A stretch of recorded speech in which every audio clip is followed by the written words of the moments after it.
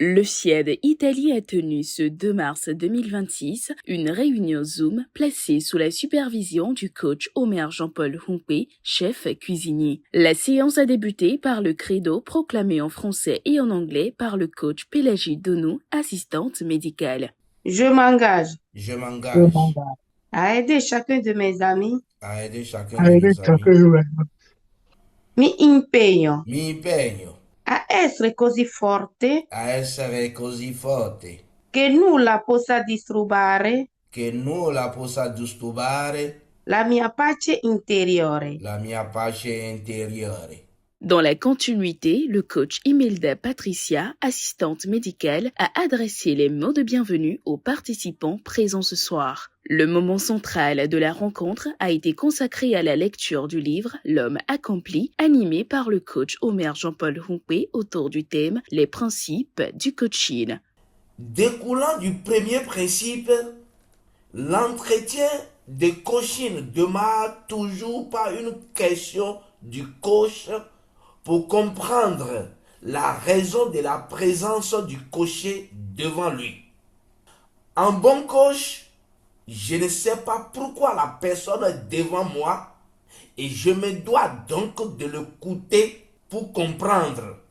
Il faut faire très attention à ne pas confondre la situation expliquée par le cocher et qui date certainement de longtemps avec le problème pour lequel il veut maintenant du coaching. C'est certainement parce que la situation débouche ou risque de déboucher sur un problème que le cocher sollicite maintenant du coaching. On ne règle pas une situation mais plutôt un problème clairement posé. Le coaching n'est pas un conseil, en ce sens qu'on est bien meilleur coach lorsqu'on coach dans un domaine où on est bien ignorant. Les prêtres, par exemple, réussissent beaucoup mieux le coaching des couples que le pasteur parce qu'il est étranger à la vie à deux. Le coach n'est pas psychologue. Il ne cherche pas la cause des problèmes, comme en psychologie, mais plutôt pourquoi et comment faire pour que le cocher puisse s'orienter vers l'avant.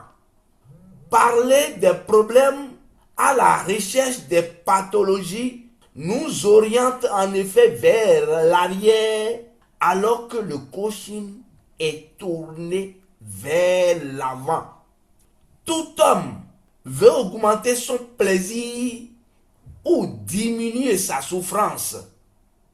Le rôle du coach consiste donc à identifier, à travers le discours du cocher, les voies et moyens pour le motiver à aller vers l'avant.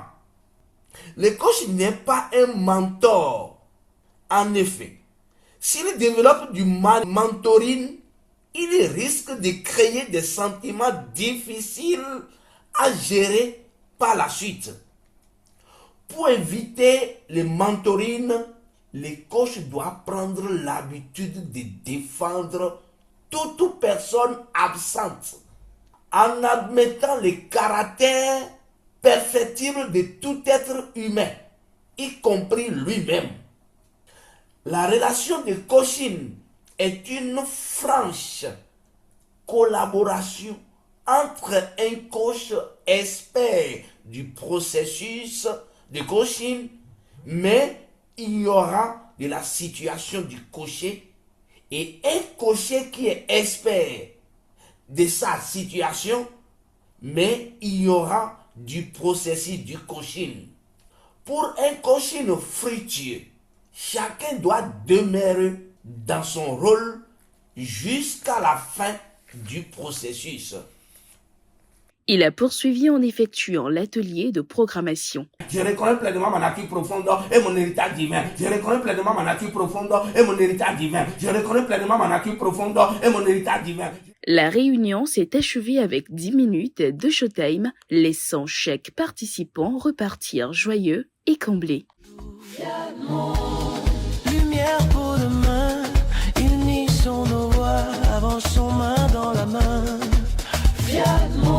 Espoir qui nous rassemble, un monde meilleur, c'est ensemble qu'on le construit.